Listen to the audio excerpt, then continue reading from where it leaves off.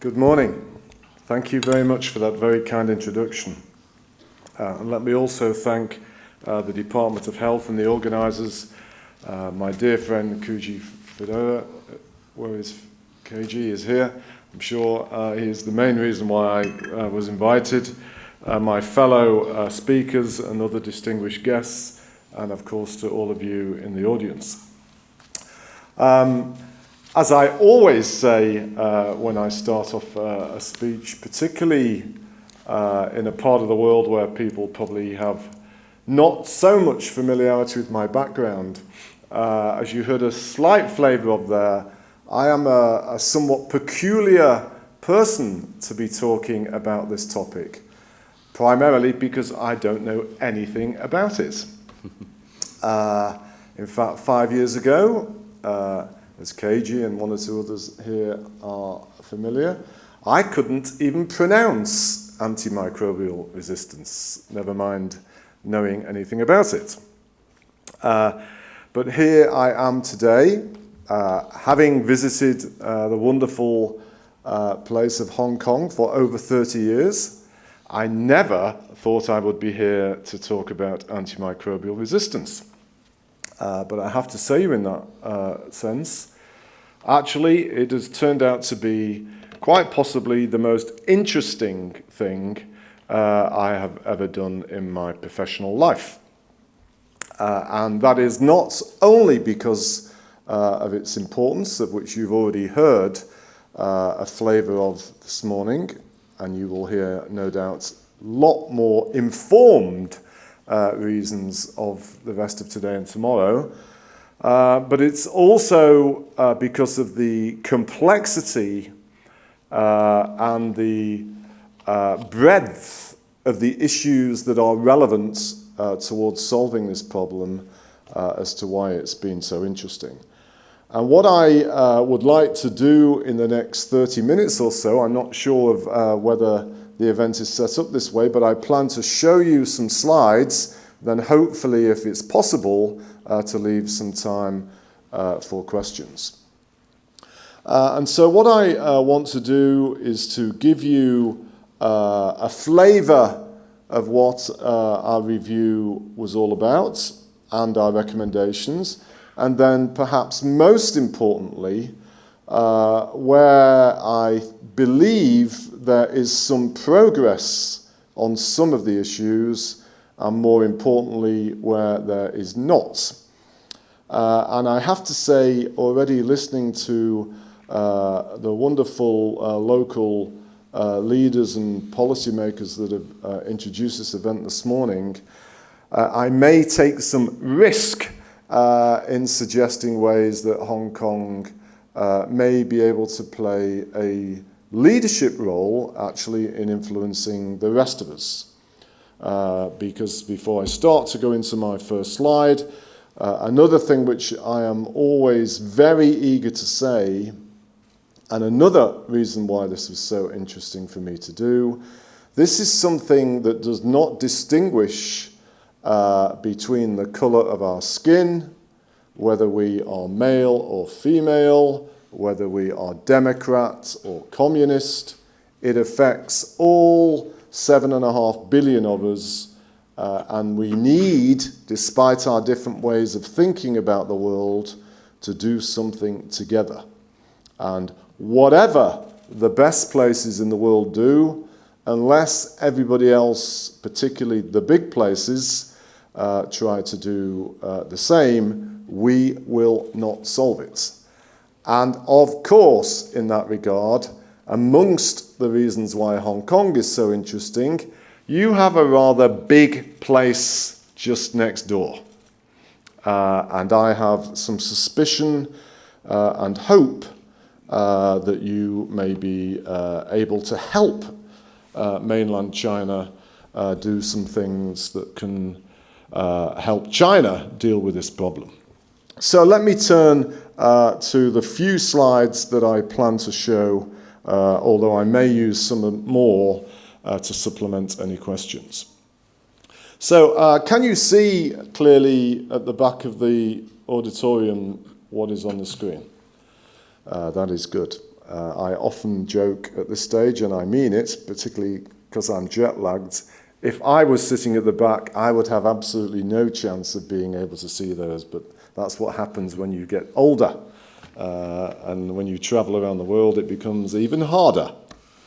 So, as it says here, and importantly, in making it clear, linked to what I've already said, this review was commissioned by the then British Prime Minister David Cameron to be an independent review of government, even though it was commissioned by him, to look at the global issue of antimicrobial resistance. And very interestingly, those that persuaded David Cameron to do this actually encouraged him to find a leader of that review who was not a scientist or not a specialist in health. Much, I suspect, to the understandable annoyance of people in the health and science field.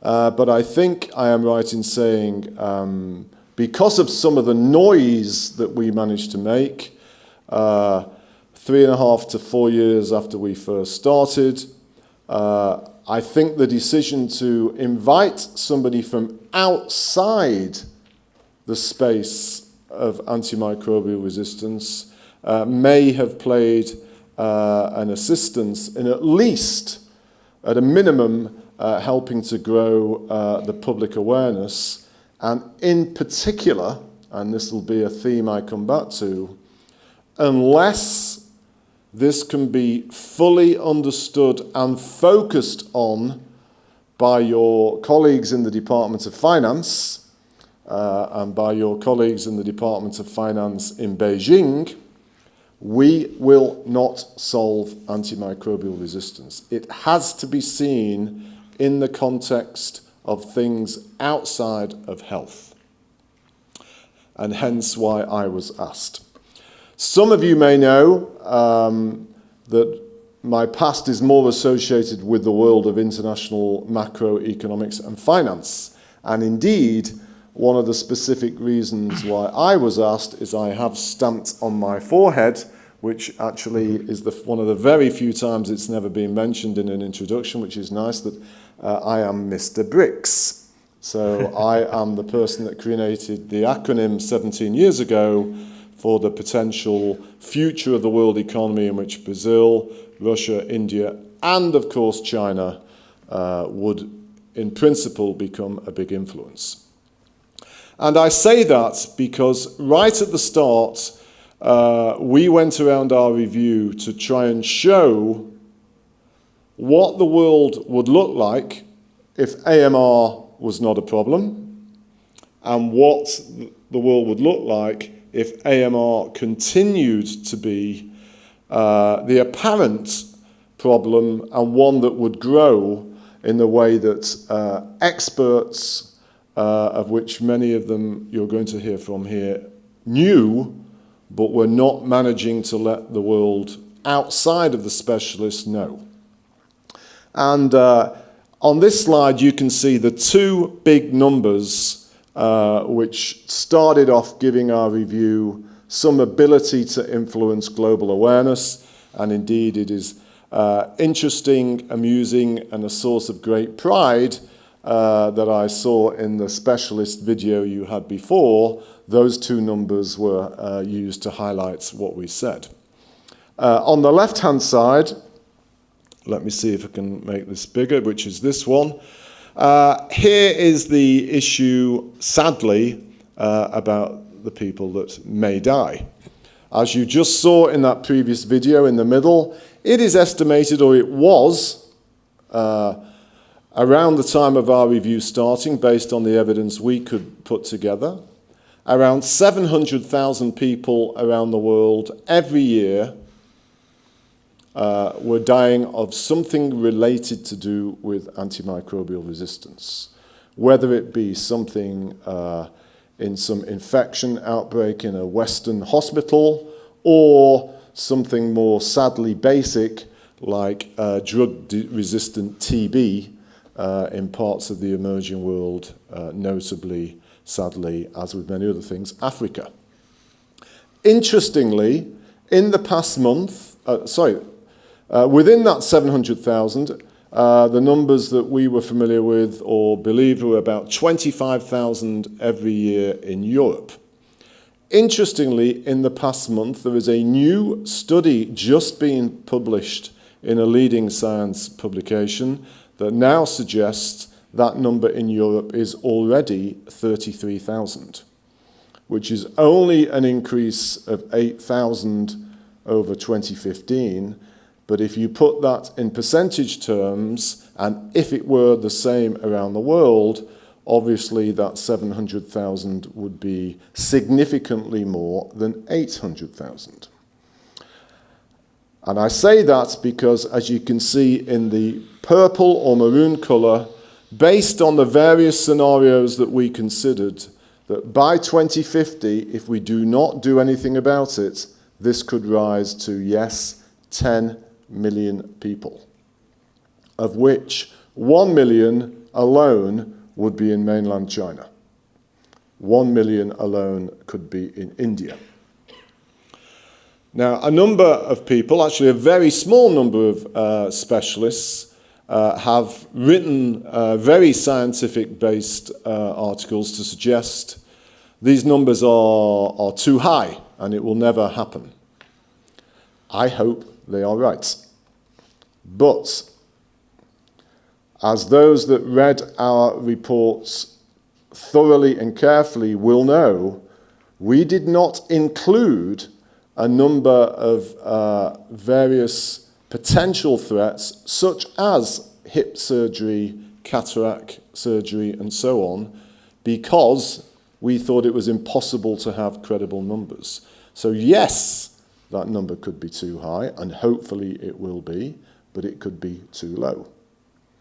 And the fact that in the past month, this study showing 33,000 people now dying in Europe, 2 years after we thought it was 25,000, is not an encouraging sign. The second big number, which the previous video also highlighted, is the economic cost. As I said a few minutes ago,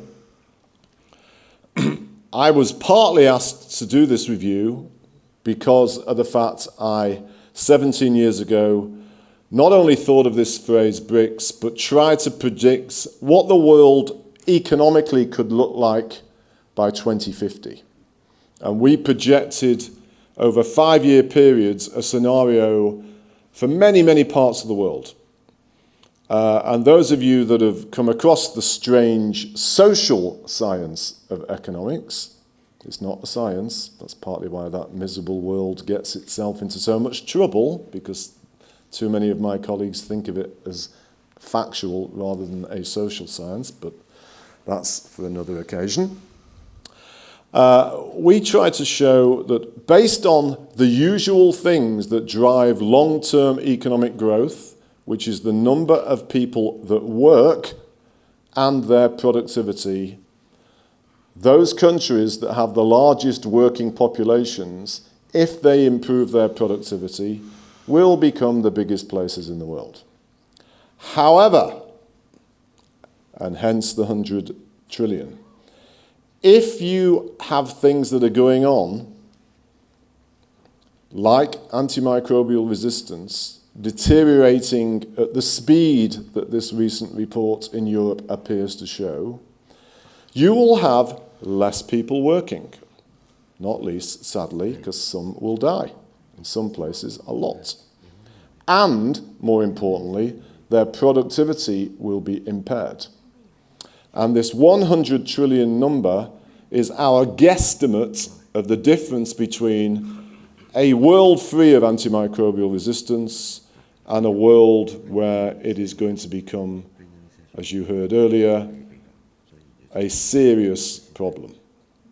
And in that world, China will not reach its economic potential, nor will India, nor will Africa, nor will the United Kingdom, nor will the United States. nor will Hong Kong. So, that's the scary part. How do we stop that world? And this is where it started to become particularly interesting for my review team, and why I describe it as probably the most interesting thing I ever did. I like to call this slide the 10 Commandments. In our final report in May 2015, we made 27 specific recommendations that all covered these 10 different areas. And I'm going to spend the rest of my time, which is another 10 to 15 minutes, briefly going through these and where I think we now are, essentially nearly 2.5 years after we published our final recommendations. And again, to emphasize that we approached this from an economics and a finance perspective, let me jump forward, if I can, to this chart. If you think about it as an economist, what you want to do is to reduce the demand for antibiotics, in particular the unnecessary demand. So an economist would say you want to shift the demand curve to the left, whilst at the same time you want to increase the supply of effective antimicrobials.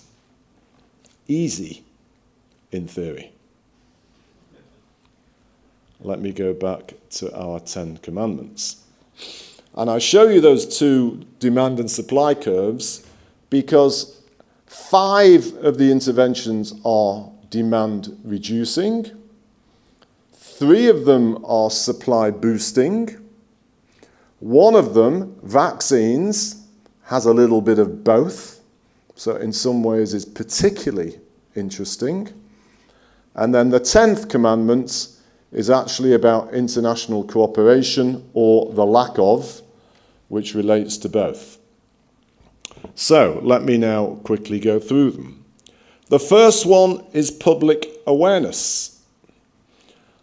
One of the most interesting things that I came across very soon after I agreed to do this, I was talking at an event in London to an audience of a famous, very successful private equity fund, one of the most well-established private equity investors in the world.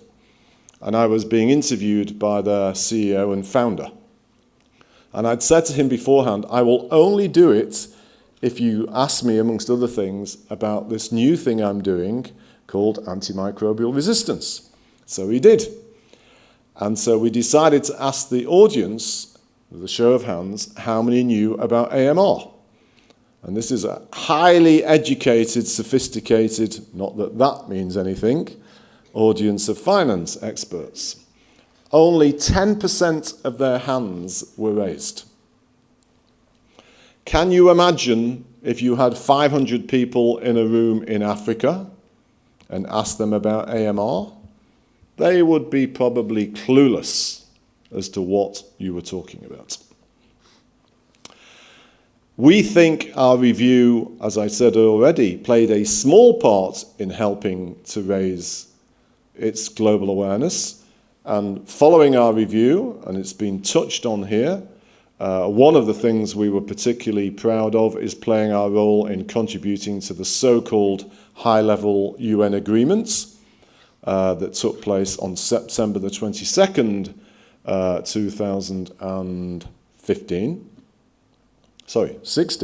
2016. I get my years confused. I know it well because the day after I resigned as a minister in the UK government, so I could never forget that. That played an important role. But we need so much more, and we need it to become part of regular public awareness campaigning. KG may remember this, and in fact I'm here in Hong Kong, it's another reason to say it. How many people here use WeChat on their telephones? About a third of you. I'm led to believe that around 600 million people in China are big users of WeChat. Any of you that know the CEO of WeChat, persuade him or her to have some regular campaign, WeChat-based, to let everybody know in China how big a dilemma this is for them. And that is the sort of thing we need to develop. Secondly, to the right, that's a demand-reducing intervention, more awareness. Secondly, with it, sanitation and hygiene. You saw on the previous video a very cute picture of young children washing their hands in soapy water. One of the pioneers of antimicrobial resistance in the UK is a wonderful woman called Sally Davis, which I know many of the other speakers will know well. I call her the queen of antimicrobial resistance. And Sally told me early on, and I love to repeat it, that if we all sing happy birthday twice, the amount of time that takes if we all washed our hands in warm soapy water, that in itself would have a dramatic impact on the spread, probably, of antimicrobial resistance. In places like India, something like that is possibly more important than anything else. And giving more attention to AMR at the core of our basic hygiene and sanitation, whether it be in hospitals or not, is obviously crucial. Number 3, I'm actually jumping down to the 5th or the 3rd on the left, surveillance. I think we have here an expert from the WHO to talk to you about surveillance. One of the things that astonished us during our review, particularly when it came to presenting the initial numbers, is just how little is actually known. I come from the world of economics and finance, and partly why I did it, deliberately emphasized it as a social science with dreadful data. Yet, to my amazement, a lot of it is better than what exists in this space. We initially planned to publish numbers about deaths and economic cost in over 180 countries. But luckily, we realized about 6 weeks before the final due date, we couldn't because the data was so bad. And another thing that you can perhaps do here in Hong Kong, given the relative small size geographically, is if you have a truly world-class surveillance system, you can have something that other places can pick up and copy. Because even in many Western countries, the surveillance system is useless. It was not just because of the emerging world why we did not publish those numbers. We actually found in our initial estimates that by 2050, there would be, I think it was 4 times more people dying a year in the Netherlands and the UK than anywhere else in Europe. And we thought, that seems strange. And the reason why it was strange is because a load of other European countries reported no data at all. This is 4 years ago, even though there's a European EU-wide surveillance program. We need to make a lot more progress. One of the good small things that has happened, as I'm sure some of you know, hopefully, the UK government, through its wonderful commitment to international aid and its commitment to at least, 0.7% of GDP to countries overseas on low income, launched a so-called Fleming Fund, after Alexander Fleming, to support better surveillance systems in the low-income world. But that, even if it is now finally beginning to be implemented, is not enough. We need so much more. With it, demand reduction number 4, rapid diagnostics. I have often been asked, of the 10 commandments, which is the most important? And my answer is, they are all important. None of them are more important than others. Some people then say, yeah, but if it was only one? And the answer to that is, my suspicion has been for some time, and it grows, rapid diagnostics. We live in a world where these ridiculous things dominate our lives. But it doesn't stop doctors from guessing whether we need an antibiotic or not. Now, as brilliant and as talented and as capable doctors are, they shouldn't be in a world of modern technology guessing whether we need an antibiotic or not least because they are human themselves. Often doctors don't seem human when you're with them.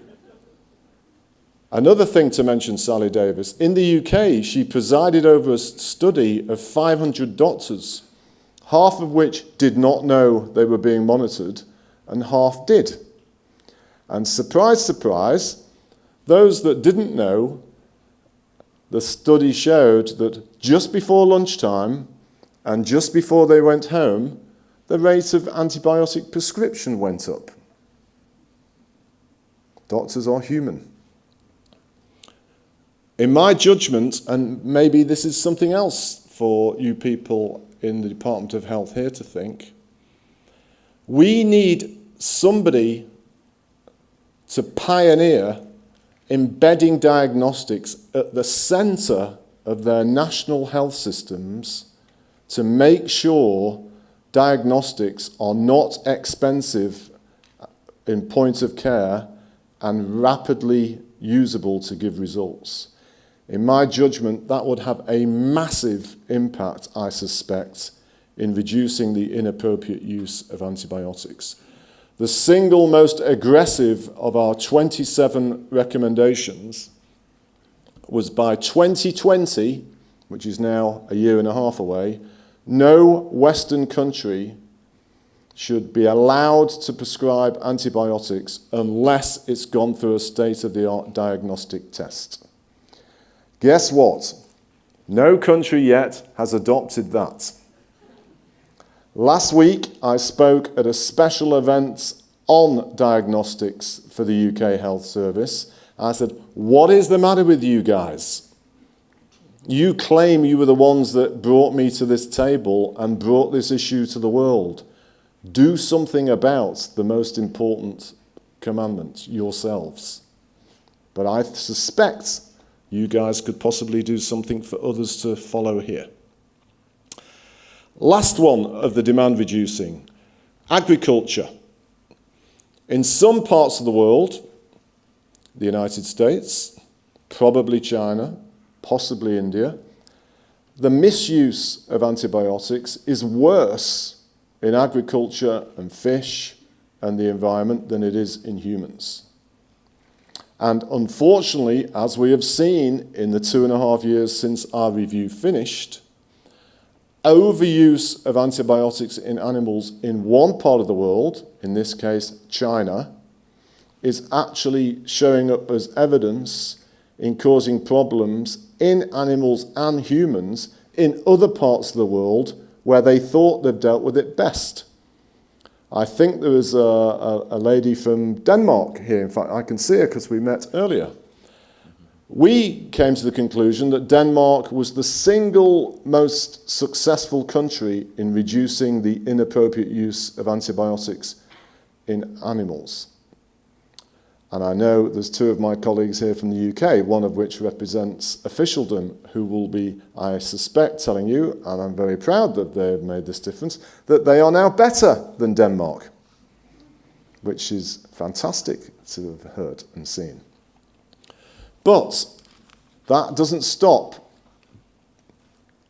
drug-resistant, or in this case, colistin-resistant animals appearing in Denmark because of we travel and communicate to each other.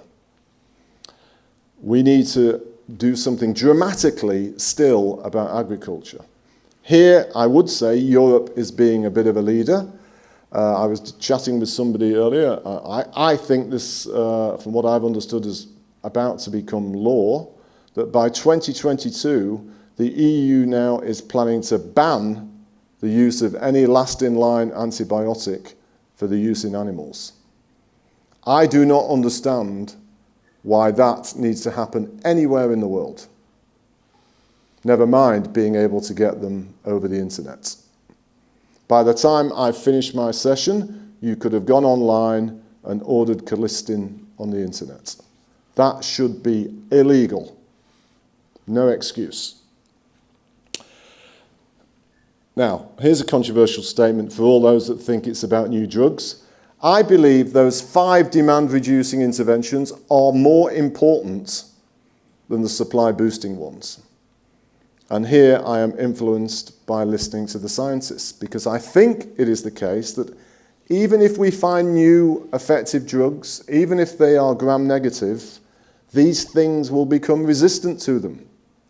So on its own, what I'm about to go into is not good enough unless we do the 5 demand-reducing ones. We need to stop treating antibiotics like sweets. They are not. They are only a miracle cure for the things that they treat. 6th one is vaccines. Very special. If we use vaccines more, guess what?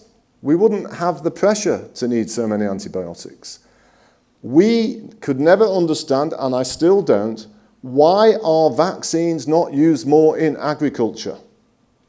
It is insane that governments around the world have not thought of marginal changes in subsidies and tax to encourage vaccines at the expense of antibiotics. And it's a particularly special part of the 10 Commandments in my view, because if you did that, you would automatically boost the usable supply, but in itself, it would have a probable large impact on reducing demand. Number 7, we need more early global innovation, bottom left-hand side of this table. And here, interestingly, is probably the single area of the most successful progress since our review finished. We specifically called for a new global $2 billion innovation fund. We actually changed the phraseology to $2 billion global funding, which was lucky because we said that before Donald Trump became president. Because we realized America doesn't like global new things, even before Donald Trump. But the good news is, and interestingly and encouragingly, because it does show you that things can change, on the numbers that I calculate, if they were sustained for the next 3 years, that would mean there would be $2 billion of new money allocated to early stage funding. Just again in the past month, I note very small amounts of money, but of relevance. One of the world's biggest internet pioneers of commercial development in California has put some money into a new fund for early stage antibiotic research. And there is a lot of encouraging things going on with that. Number 8, with it, we need more people researching this topic. Surprise, surprise, relative to the number of people that research cancer drugs, it's tiny. But encouragingly, linked to the new money going in for early stage research, there are more AMR centres developing. In the United Kingdom, because we've been such a voice on it, or we were, I'll come back to that in a second, I joke in the north of England, because I'm very involved also with something called the so-called Northern Powerhouse, there are more AMR centres opening up than there are regions of the north that have had devolution policies from our government.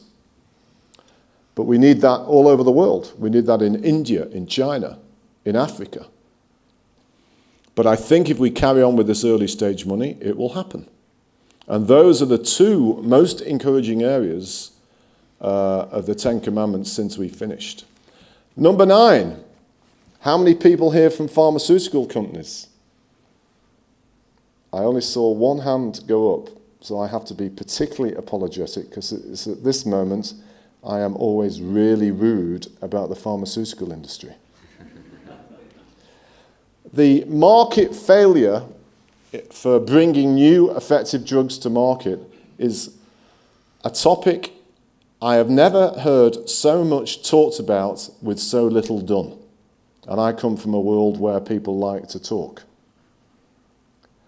There is a famous thing that happened early on in our review, the so-called Davos Declaration, where over 100 biotech and pharmaceutical companies signed up this lengthy report about how important antibiotics were and how important antimicrobial resistance was as a challenge. Have any of those particularly large pharmaceutical companies done anything about it since? No. In fact, worryingly, as we go through each month of this year, there are more big pharmaceutical companies exiting the market. The Access for Medicine Foundation published Davos earlier this year that in their independent judgment there were only 8 major pharmaceutical companies genuinely involved in new antibiotic research and attempts to bring new drugs. We, as a review team, thought that was very generous. 2 of the 8 have since exited the market. Somebody I know and respect said to me 3 months ago, unless something happens soon, by the middle of the next decade, there will be none. We need a government to trial our recommended market entry reward, which is a large pilot payment for the successful producer of the urgently now identified new antibiotics that the WHO has shown. And that bold government may be one that actually wants to induce or force collective global pharmaceutical companies to actually pay.